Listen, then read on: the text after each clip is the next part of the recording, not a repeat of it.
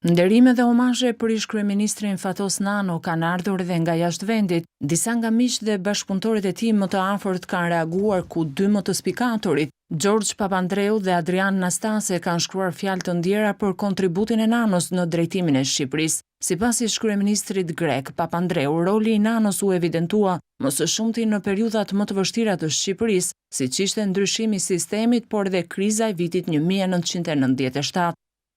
Fatos Nano i dha zë aspiratave demokratike dhe europiane të popullit shqiptar, duke udhëhequr transformimin e ish-partisë së punës në Partinë Socialiste të Shqipërisë, e cila bë forca kryesore e rilindjes së vendit. Rrugët tona u kryqëzuan më fort gjatë një prej momenteve më të vështira të historisë moderne të Shqipërisë, në krizën e vitit 1997, kur kolapsi i skemave piramidale e zhytën vendin në kaos. Ndërsa Fatos Nano ishte në burg gjatë pjesës më të madhe të kësaj periudhe të trazuar, ai u lirua pas zbutjes së dhunës dhe tronditjeve politike. Për Papandreou, Nano i shërbeu Shqipërisë dhe stabilitetit rajonal, duke mbajtur vendin me vendosmëri në rrugën e rimëkombjes dhe reformave.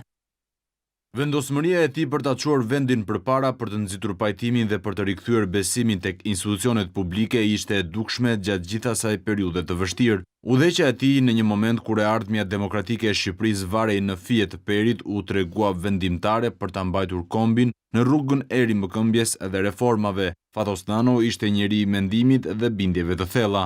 Ndërsa për ish-kryeministrin rumun Nastase, Fatos Nano do të mbahet mend gjatë për rolin e madh që luajti në demokratizimin e jetës shoqërore në Shqipëri.